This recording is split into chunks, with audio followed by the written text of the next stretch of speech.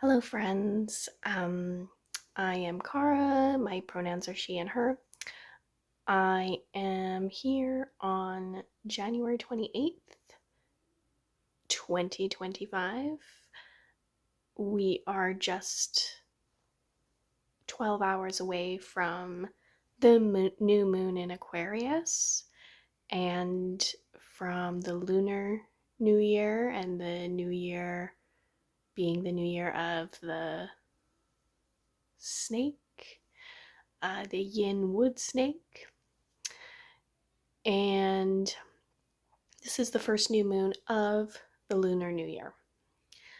I have prepared a little meditation, a little visualization or offering for people to use during this very powerful, intense, electric, just very fast-paced time. We are still in the middle of winter in unceded traditional Sinaix territory. It is still winter. There is snow on the ground. It is cold. The land is not blossoming. There is nothing being harvested. So this is a solar Aquarius season. And every month there is a new moon in the sign of the solar season. So we have a new moon in Aquarius, meaning that the moon and the sun are at the exact same degrees in the same sign. And the moon is at its smallest, it's at its lowest energy level. But from here on up, it starts to increase. So for the next 2 weeks, at least, a new moon is going to develop an increase in power and energy. However, because this new moon is also happening in the same sign that Pluto has just entered, and then we also have little Mercury, very fast planet, very communicative planet, shapeshifter planet, kind of zooms around, and it's very close there as well. Not right on top, but they're all like operating in the same sign of Aquarius, which Aquarius, I'm an Aquarius rising. My Aquarius, my rising sign is at like 1 degree and 33 arc minutes of Aquarius. So like literally Pluto has just like my rising sign, and I can, talk about that some other time. But I like to think that I'm fairly well acquainted with the embodiment of Aquarian ideals. Aquarius is an air sign. It's very mental, very into ideas, very idealistic. It's fixed, so it's very committed, very disciplined in its ideas and in its ideals. But also can be rather stubborn, or rather like can hold on to an idea too tightly, can become stagnant. If we think about like the idea of stale air and like how gross that can get, how we need to like open up the windows every once in a while and let some new air in. So, Aquarian energy, it's going to like hold on to its ideas for better or for worse. Aquarius can absolutely symbolize, there's so many signatures that people are talking about in terms of like revolution, and Aquarius can absolutely symbolize revolution, but like the question is always like whose revolution, right? Because Aquarius can also be innovative, like to a fault, of like, no, we can't do the same thing over and over, we have to do something different, it has to be different, which is good if the systems that we are living in are not serving the people, which they aren't. But,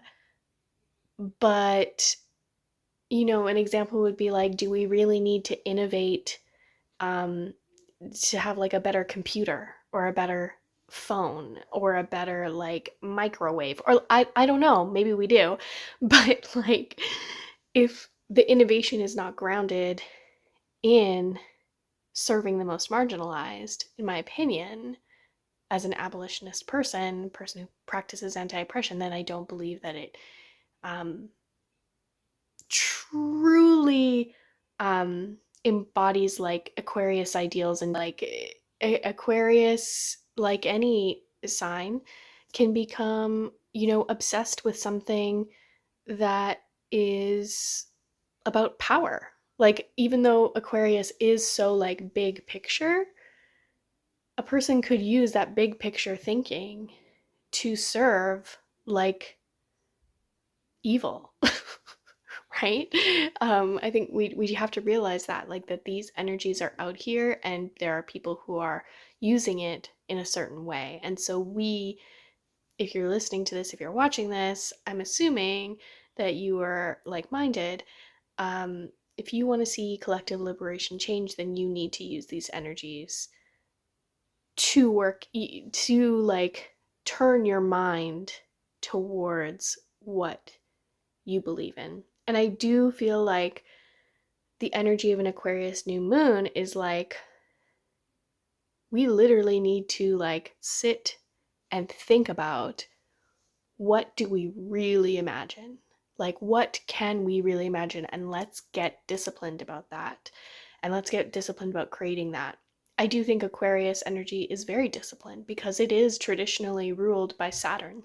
Can see the benefit of restriction for the long term. I do think that Aquarius, while the modern ruler is Uranus, the traditional ruler is Saturn, which is all about short-term restriction and setting boundaries and creating systems and structures and getting everything in place so that in the future there can be something more. I personally think that Saturn wants to like see us manifest something actually tangible, not just like now in the moment. It's not just like, oh yeah, it feels good. Like Aquarius isn't necessarily about feeling good. I don't think Aquarius is really about feeling at all. It is more in the mind, less in the body. On the other hand, I also think that Aquarius can have a lot to do with the nervous system and the parts of our body, like our body as like one whole, not any certain body part, but a whole body. How are we working all together? How are we seeing the big picture? And for me, as a very Aquarian person, I personally like don't even see the point in looking at details if I can't see the big picture. Like, I just don't care. I don't care. And I also really relate to this idea too of like, I never want to just like go with the idea that is like the most mainstream. In fact, like again, to a fault, where I will like push something. I'm like, well, is that a mainstream idea? Then I don't care. I can only do the like fringe marginal thing. And yeah, that's kind of annoying sometimes.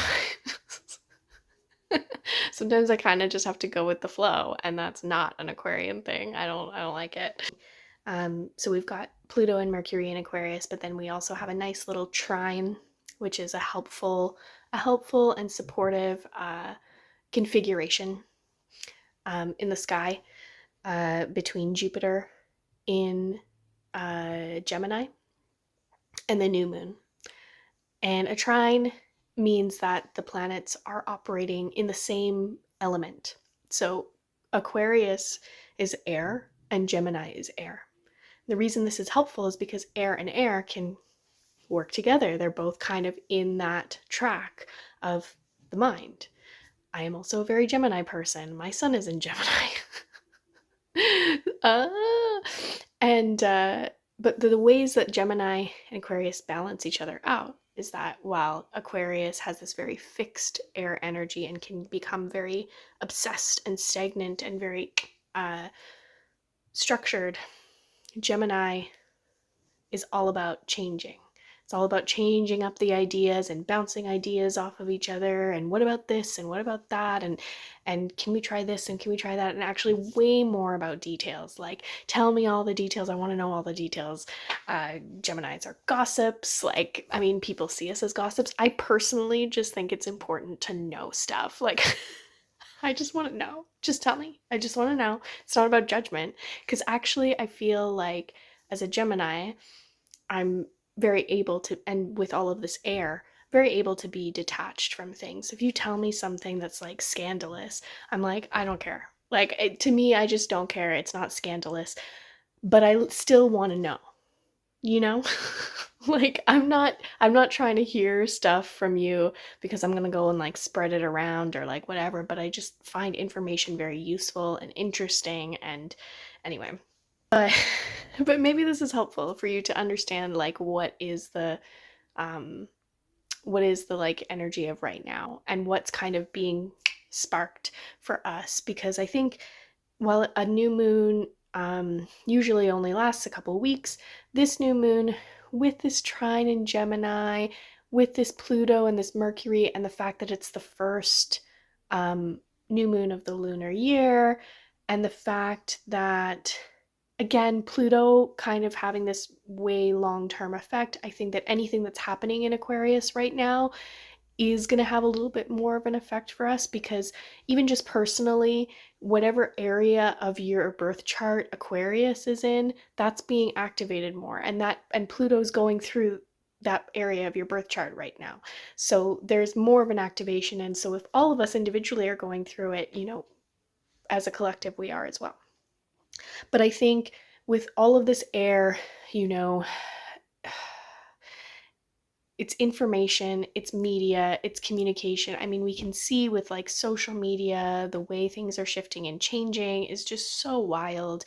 Like misinformation, disinformation, um, just like the ways in which we connect, the ways in which we share truth or like lies, and all of this, right? Like, um, and I think having that, again, like Gemini is ruled by Mercury, which Mercury is in Aquarius, so there's this connection as well. And Jupiter is also about to go direct next week, so there's like it's getting ready to shift direction. It's been going backwards and in this more reflective stage, and it's going to be pushing forward really quickly. Not really quickly, but it's going to be pushing forward soon. I think that, like, I've been saying this for a while, but like, we need to get really serious about what we're doing here.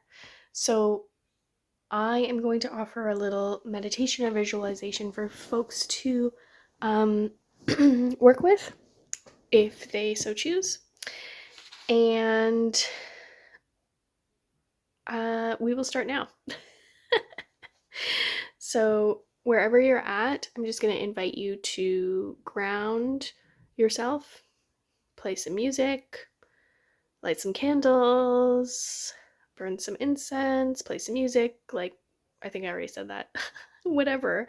Um, find a restful place for you to have your body. And you can pause the video here if you need a little bit more time to do that.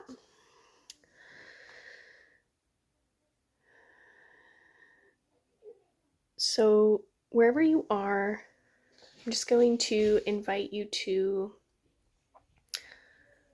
drop into your body. Find a way to rest your eyes, whether that is with your eyes closed or almost closed or looking down. And just take a moment to pay attention to your breath and to release any nagging thoughts or ideas that are keeping you from being right here. We're only going to be going through this visualization for a few minutes, 10 minutes tops. Whatever it is can wait. for just 10 minutes.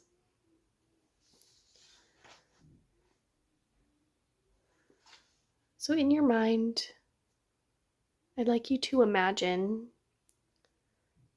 that you are at the top of a mountain. And it's a beautiful, sunny, warm, but not too warm day. The air is crisp and still. It's air that you can only breathe at the top of a mountain. It's not the same as the air as you're walking up or at the bottom. It has a sweetness,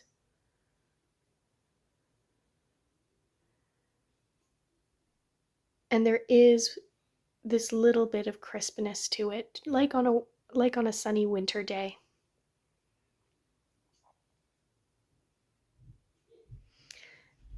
And up here on this mountain, you are safe and protected. It's like you're in a bubble. You can breathe this air and feel refreshed and rejuvenated and energized and focused.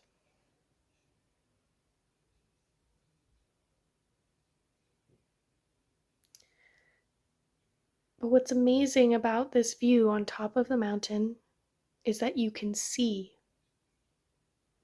for miles and miles and miles. There's nothing obstructing your view. You can see in the distance that there is a very blue sky and some clouds, but for the most part it's clear.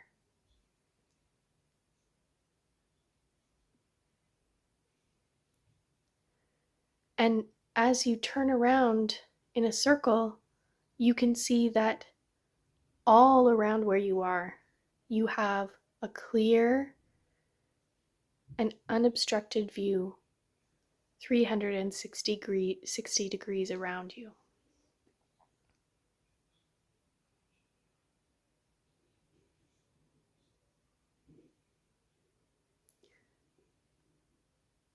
You look around and you take in this beauty, and you breathe in the fresh air at the top of this mountain.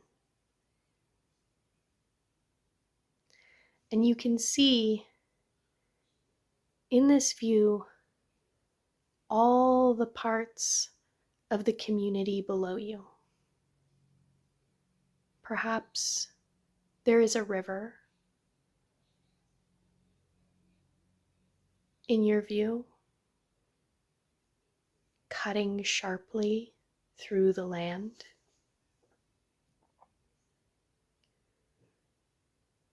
Perhaps there is a small grove of trees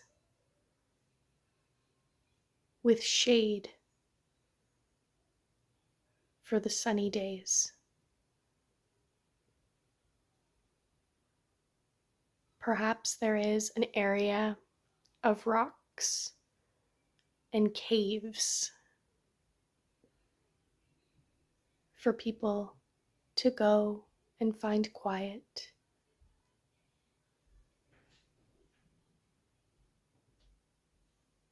As you look throughout this view, you notice the air, the wind moving through the view. While you can't see air, you can see wind. And you see the way it touches the plants and the trees and the leaves and the water. And you watch the wind as it may be more gentle and as it may be more gusty.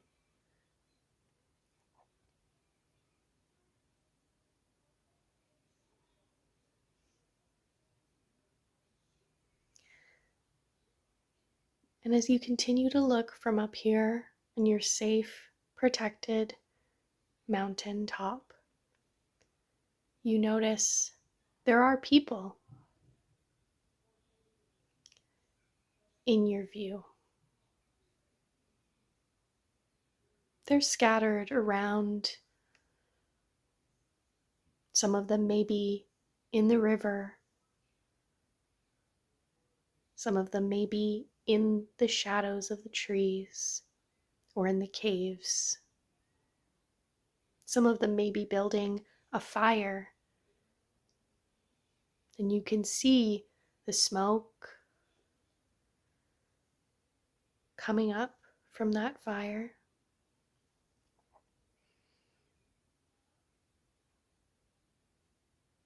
They may be using that fire to cook or to heat water, to boil water, to heat their homes.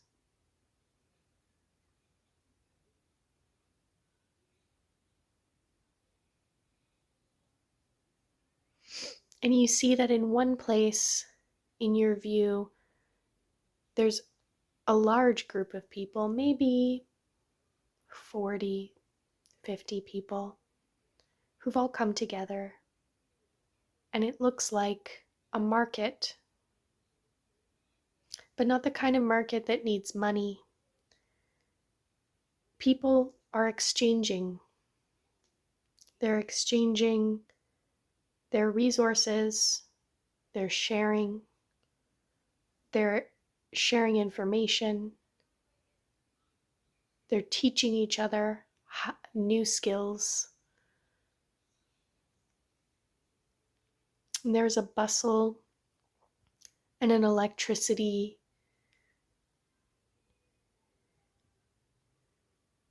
and an excitement around this group of people.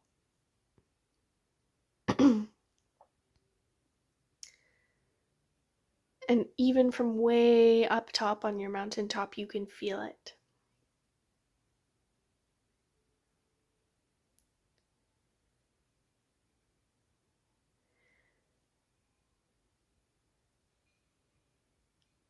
And you watch them as they share and as they spend time together, and as they even share food with one another. And they start to dissipate, go back to the places where they might live or where they might sleep. The ones that are at the river come home. The ones that were in the shadows of the trees and in the caves come home. The fire gets put out, and you see that the sun has set.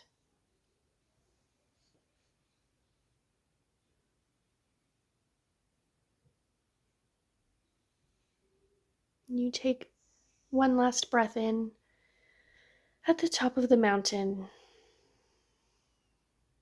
and you see how this whole landscape is completely interconnected.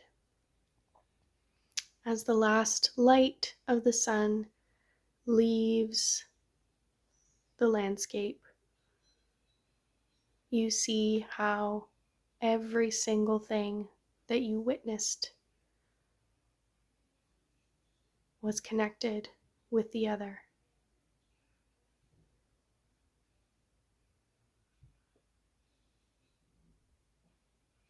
And you can return to this place, to this mountaintop, anytime.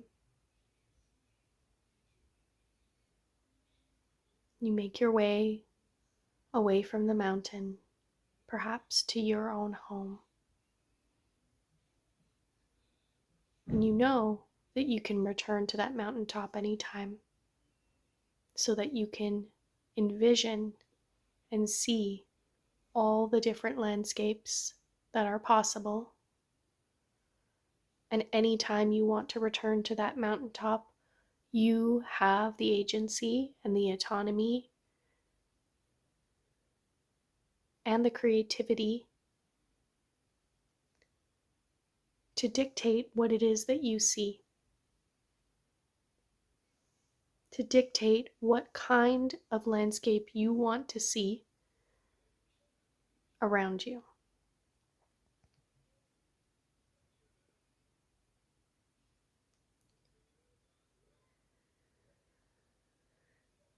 And wherever you are in this moment, I'm going to invite you to come back to me, to the sound of my voice, to this video, to this audio if you're just listening.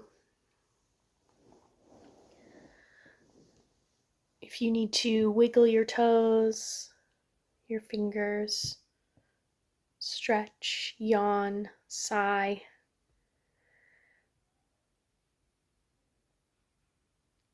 and you can pause the video here if you need a little bit more time. And finally, I'm going to give you 2 journal prompts that you can work with immediately after this video or any time in the next couple of days after going through this visualization.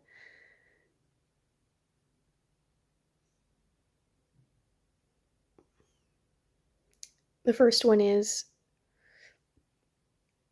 what ideas do I wish to spark within me?